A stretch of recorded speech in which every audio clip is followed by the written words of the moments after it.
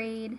This year in word study, we have learned a lot of ways to read words. We have practiced with spelling sounds and looking at letter patterns and what happens when we combine letters together.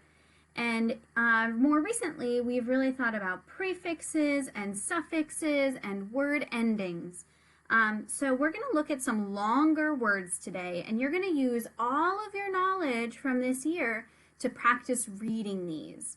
So I know you're just watching this at home, but I really do want you to try to say the word out loud before I say it, okay, so that you can practice using your knowledge to read these words. So let's look at this first word. Think to yourself, do you notice any prefixes or suffixes? Do you see a base word that you recognize? I see the base word quick, and I see an ending. And I know can mean two different things, but I think in this case it means more. Quick is an adjective. It's how something might move, how fast something might move. So if something is quick, like a cheetah, then I might say something is quicker or faster than a cheetah, like a peregrine falcon is quicker than a cheetah. So I'm going to read that word as quicker. Let's look at the next one. On this next one, let's see if we can break it apart into some syllables. Thinking to myself, those look like all closed syllables. I see a lot of consonants, and I'm going to try to divide my word up between consonants in the middle of the word. Hundred. Oh, the word is hundred. Those are short vowels because those are closed syllables. Next. Okay, again, I'm going to use my same strategy.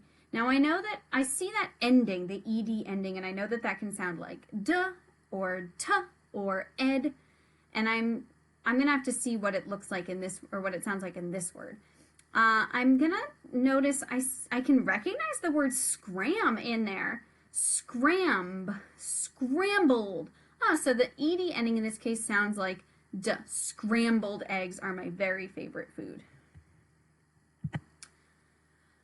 All right, this next one, I'm going to recognize right away that this is a compound word. What two words make it up? News and papers. Newspapers. Ah, I can do that. Next one. Again, I see that ed ending. This one has maybe some open syllables. I'm going to try two different ways. Reminded. Reminded. I see the word remind in there also with a ed ending, the ed. Reminded. Okay. Oh, I recognize this word from our vocabulary. To collect. To collect something is to gather lots of the same things together, or gather up things. And I see that tion ending, and I know that's usually pronounced shun. So collection. Okay, I'm going to sound this one out as best I can. I'm going to try it a couple different ways. Different. That doesn't sound right. Different. That sounds right. Different. Next one.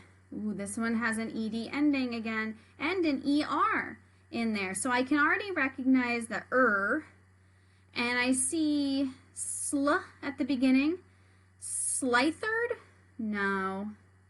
Slithered. I'm closer. Slithered. Oh, the th has kind of a softer sound. Notice what I'm doing. I'm using my knowledge of words, and I'm trying out reading them in a couple different ways to see what makes the most sense.